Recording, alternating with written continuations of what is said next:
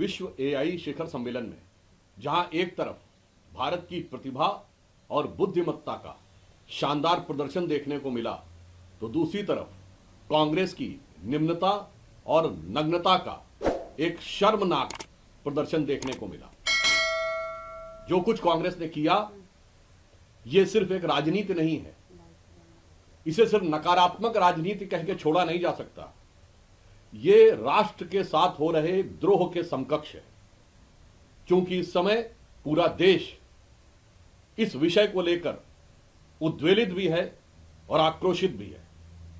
आज तक कभी ऐसा नहीं हुआ कि किसी अंतरराष्ट्रीय सम्मेलन में, एक जमाने से गुटनिरपेक्ष सम्मेलन से लेकर अनेक सम्मेलन कांग्रेस के जमाने में हुए, वहां पर जाकर ऐसी निम्न स्तरीय और नग्नता की राजनीति का प्रदर्शन किया गया हो।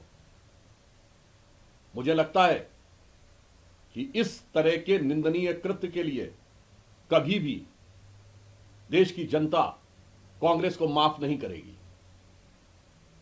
हो सकता है कांग्रेस के मन में यह रहा हो कि उनके दौरे हुकूमत में भारत की यही छवि थी कि यहां खाने के लाले पड़े हुए थे, पहनने के कपड़े नहीं थे, भारतीयों की अर्धनग्न तस्वीरें ही दिखाई जाती थीं। आज प्रधानमंत्री मोदी जी के नेतृत्व में जब विश्व की आधुनिकतम तकनीक एआई में भारत एक अग्रणी भूमिका लेता हुआ दिखाई पड़ रहा है, तो उन्हें बर्दाश्त ना हो रहा हो, और इसलिए उन्होंने पुनः अंतरराष्ट्रीय मंच के ऊपर वही पुरानी भारत की अर्धनग्न तस्वीर दिखाने का निंदनीय और कुत्सित प्रयास किया है।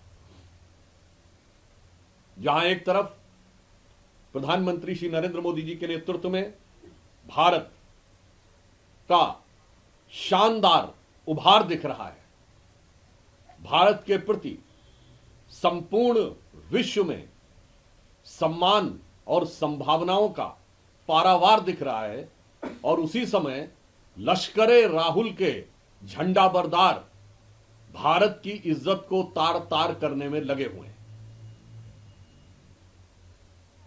अभी तक राहुल गांधी जी विदेश में जाकर भारत के बारे में अपमानजनक, आपत्तिजनक और निंदनीय बयान देते थे। अब लश्करे राहुल के सिपाही, लश्करे राहुल के झंडाबरदार, लश्करे राहुल के फरमाबरदार अब भारत की धरती पर भी विदेशी मेहमानों के सामने भारत की छवि को खराब करने का प्रयास कर रहे हैं। मुझे लगता है कि राजनीति की मर्यादाओं को तोड़ते तोड़ते कांग्रेस पार्टी आज उस स्थिति में पहुंच गई है जहां पर कि राजनीति का विरोध और राष्ट्र का विरोध, उसकी सीमा समाप्त हो गई।